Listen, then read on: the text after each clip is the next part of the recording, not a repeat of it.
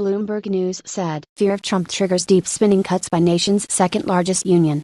In a clear sign that labor unions are bracing for lean times under Donald Trump, the massive Service Employees International Union is planning for a 30% budget cut over the next year, according to an internal memo reviewed by Bloomberg Businessweek.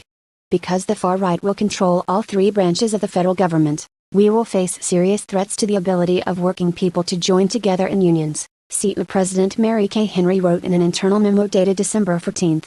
These threats require us to make tough decisions that allow us to resist these attacks and to fight forward despite dramatically reduced resources. After citing the need to dramatically rethink how to implement the union's strategy, Henry's all-staff letter announces CEU must plan for a 30% reduction in the international union's budget by January 1, 2018, including a 10% cut effective at the start of 2017. CEU, which represents nearly 2 million government, healthcare, and building services workers and wields an annual budget of $300 million, is the nation's second-largest union and arguably the most politically significant. In the past few years, CEU has mounted organized labor's most effective political intervention with the Fight for $15, a campaign that's dragged Democrats, from city council members to presidential candidates, further left on the minimum wage. At the same time, it cultivated close ties with President Obama and played a key role in passing Obamacare, and worked hard to elect Hillary Clinton. Asked about what the memo could mean for its current campaigns, CEU didn't offer specifics.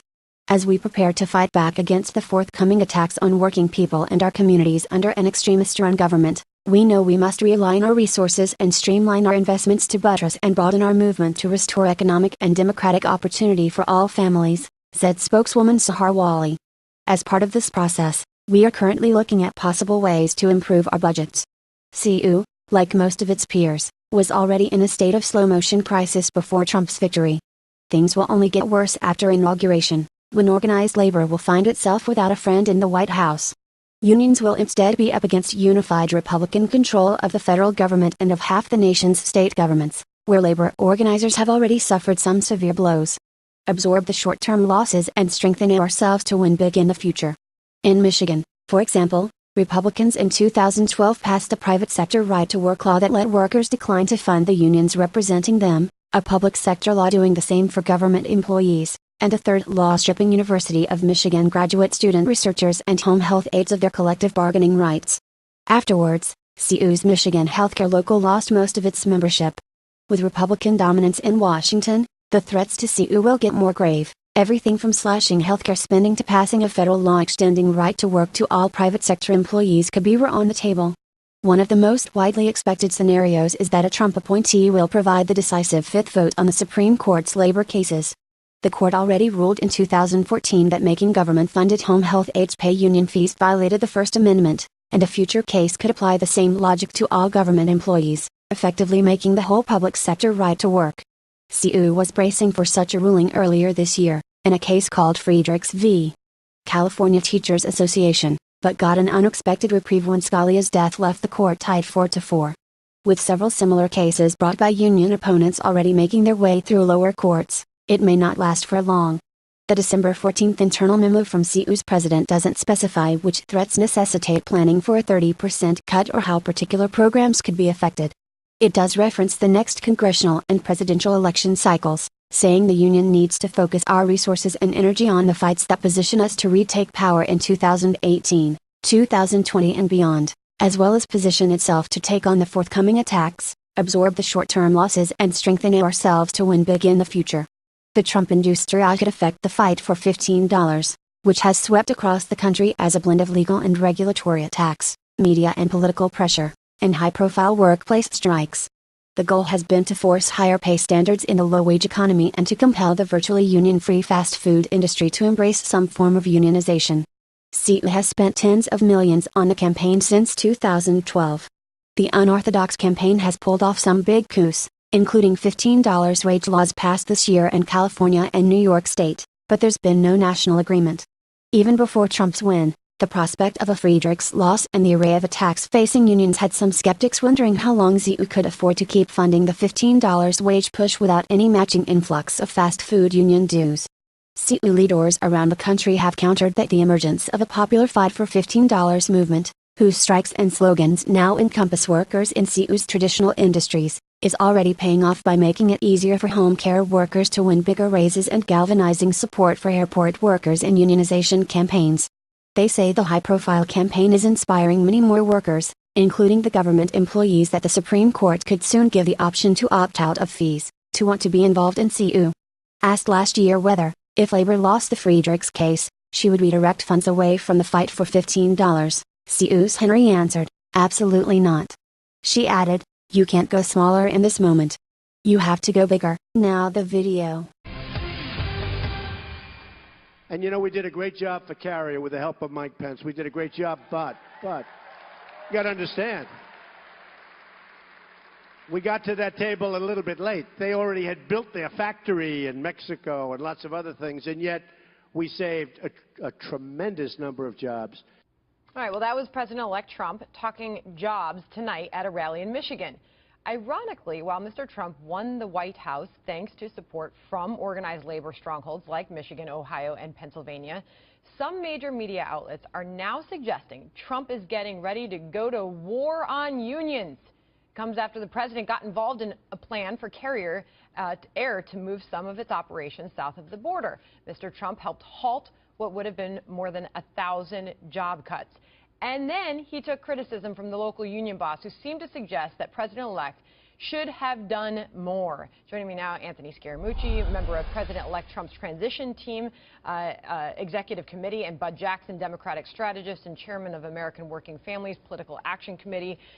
Anthony, you have supported Donald Trump for a very long time. You're a member of his transition team. How would you describe his relationship, as of right now, with organized labor?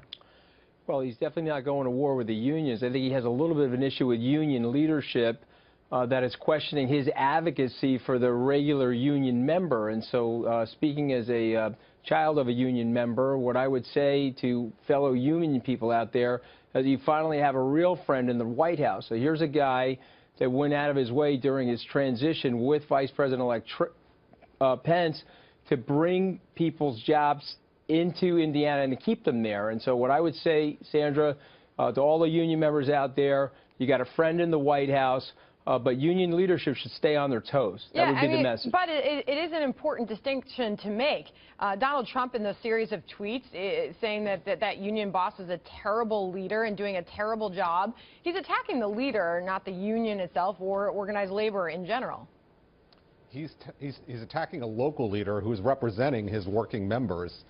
And he's being honest about it, by the way. I mean, Donald Trump said he saved 1,100 jobs. The reality is he only saved 730, which is good news, but it's not the truth. Was there any good news there? I mean, did he save Yes, it's jobs? good news that he saved jobs, but that's a small amount, and that's a small number of jobs when you're the president of the United States.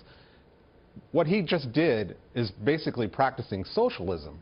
And that's not coming from Bud Jackson. That's coming from George Will. All right, I've got to get Anthony Scaramucci to respond to that. Listen, it's obviously not practicing socialism, and you know, you could then say, of course where was President Obama? You have the president putting his finger on the scale for one corporation in the country. It's totally not the case. It's a cost-benefit analysis done by that state. It's $794 a job, paid out over 10 years. So it's an absurd thing to say that it's socialism. Okay, so the government has to it's be... It's a $7 million break for one One at a time, or else company. nobody can hear you. But Robert, Anthony, but I have to point out... You're going to talk louder than me because you're wrong on the facts, so go ahead. No, I'm not. I've got a... Hold on. You weren't talking to me, right, Anthony? You're talking to Bud? No, I'm not talking to Bud. I'm just teasing with you. You're wrong on the facts, so go ahead. All right, so let's deal with what we know right now. And Anthony, we are hearing from some major union leaders that are coming out and saying that that he is not for organized labor. Randy Weingarten talking about the recent nomination of the Labor Secretary, Andrew Puzder. She says she's got 1.6 million members.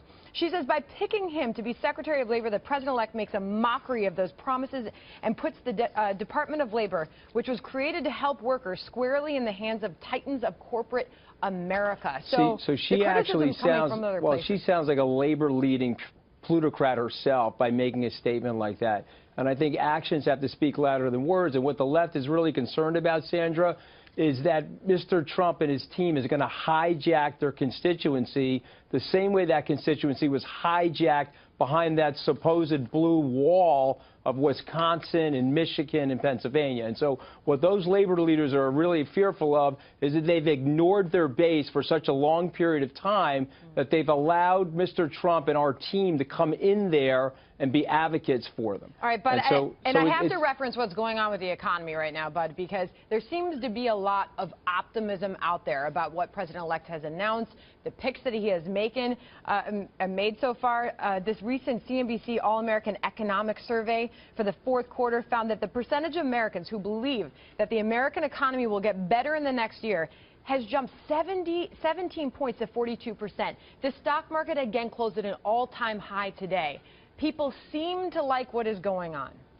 Well, let's wait until the rubber meets the road. But of course those people are happy because he's appointing billionaires and people from Wall Street into his cabinet.